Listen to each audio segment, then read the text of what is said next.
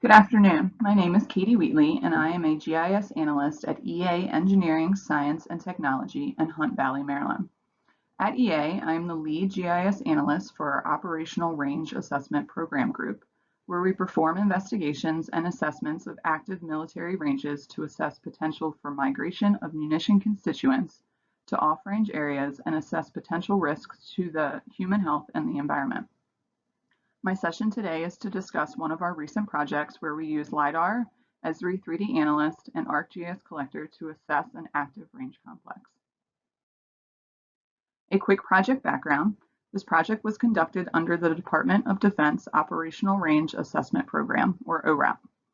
The purpose of ORAP is to determine if there is release or substantial threat of a release of munitions constituents, or MC, from an operational range to an off-range area.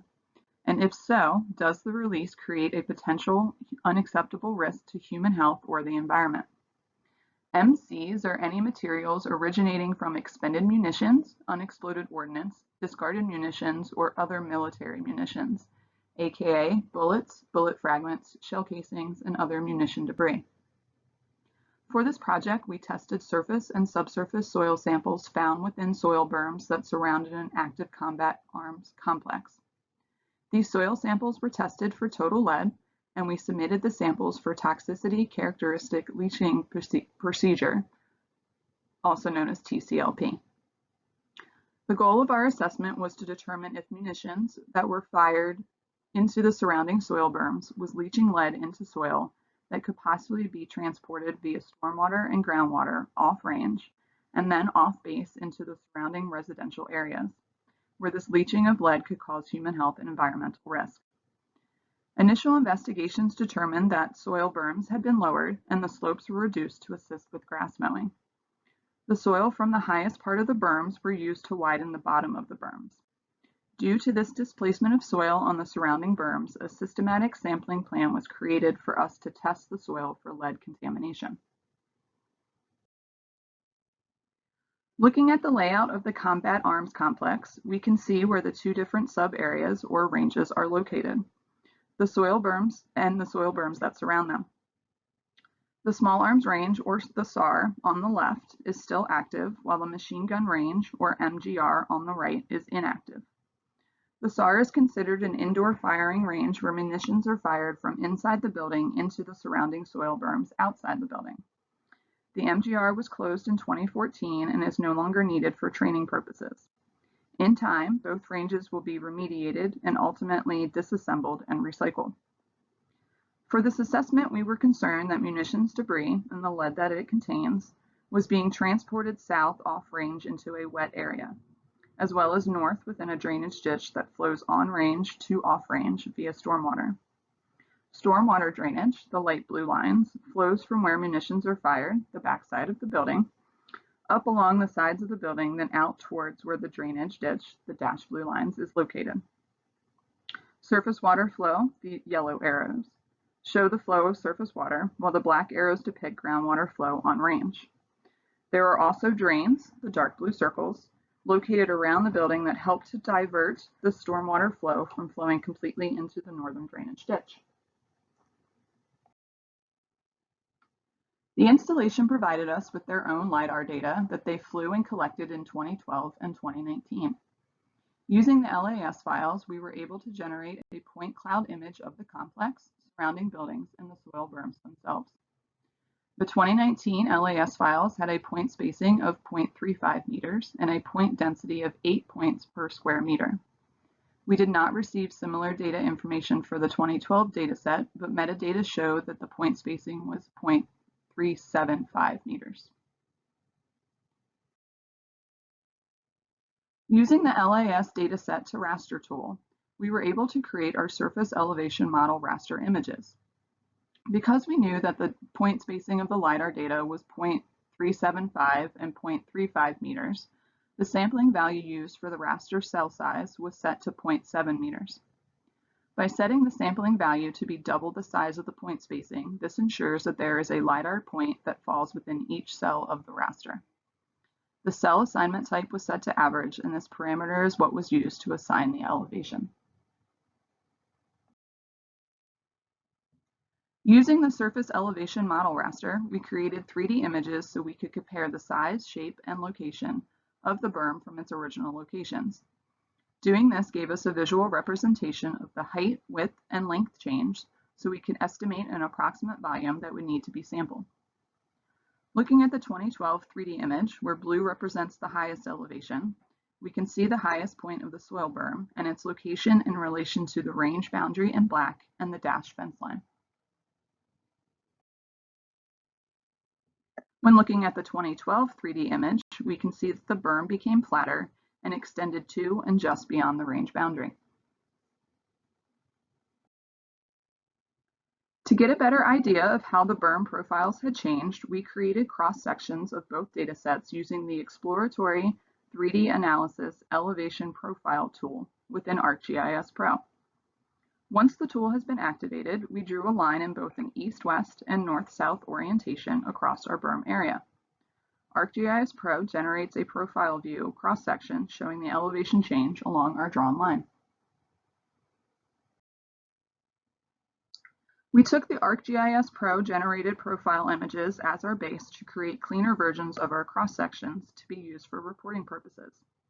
As you can see, the berm had lost 10 feet in height and its slope became more gradual.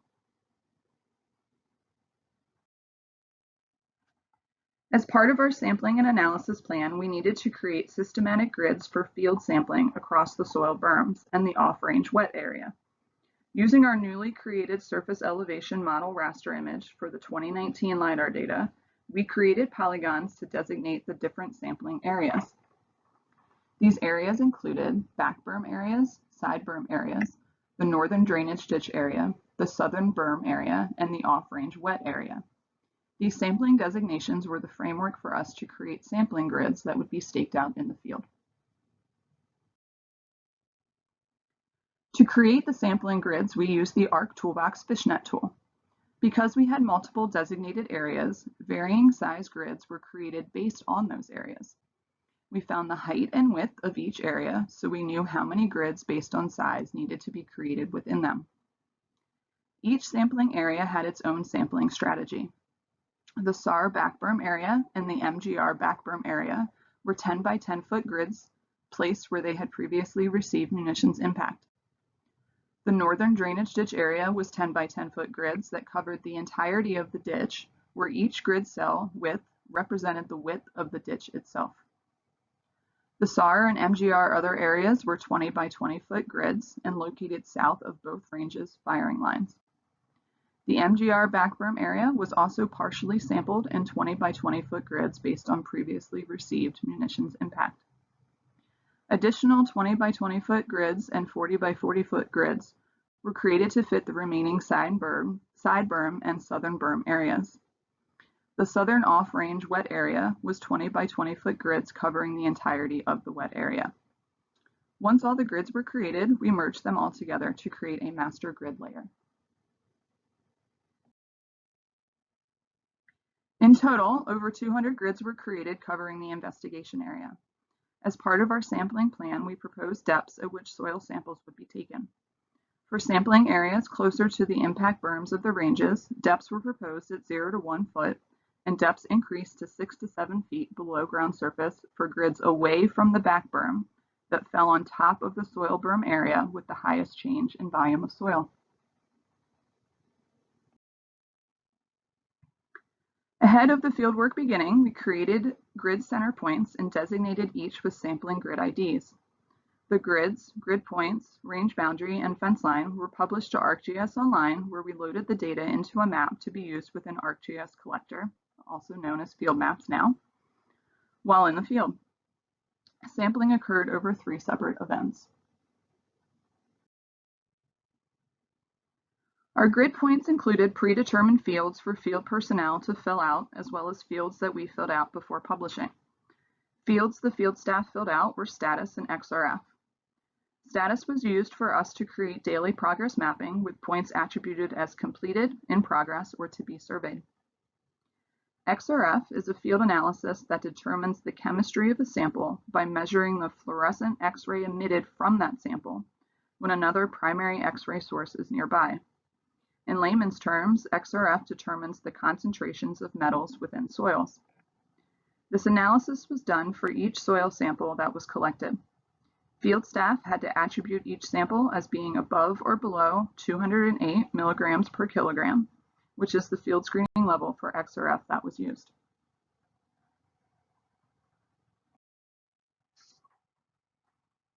Samples that had an XRF value of lead above 208 milligram per kilogram required additional sampling to be done in that location.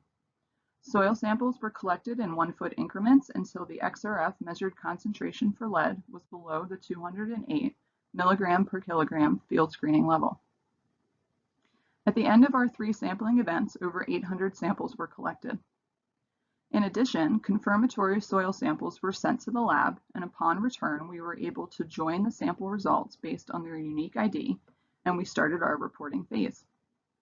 The sampling analysis showed that 32 of the grids from the main range area and drainage ditch were found to have total lead results above the 260 milligram per kilogram state screening level for lead. If the sampling depth had results above 260 milligrams per kilogram, the entire grid was attributed as above screening level, even if only one of the sample depths were above criteria. In the off-range wet area, 12 grids were found to be above the project background value for lead. Additional sampling is planned for this area during the next phase of our mitigation actions.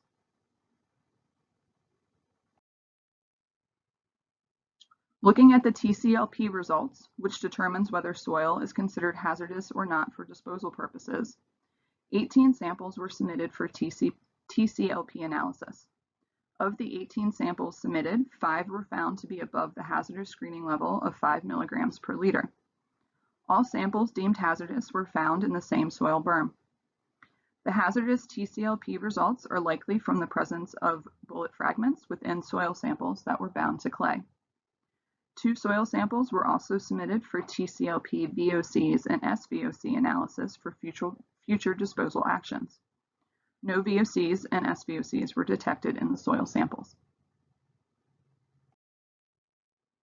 So why is the lead where it is? In the main range area, the lead contamination was primarily located around the Small Arms Range back berm area. When the soil from the berm was moved, the lead was moved with it, and it was mixed in within the soil, creating a layering effect. Depths at which high lead values were found range from 0 to 1 foot below ground surface to 8 to 9 feet. Contamination found within the northern drainage ditch area originated from the machine gun range berm areas. Concrete flooring around the range prevents any lead to leach into soil immediately at the range, so the lead has nowhere to go but along the drainage pathway north into the drainage ditch that eventually flows off installation. Wind direction also played a role in where lead ended up when the machine gun range was still active. The predominant wind direction blows towards the north, thus creating a blowback effect where bullet casings and fragments ended up north of where they were fired from. In the southern off-range wet area, poor erosion and sediment controls allowed lead contamination from the moved soil to end up in the wet area. High lead values were found along the boundary between the range and the wet area because of this.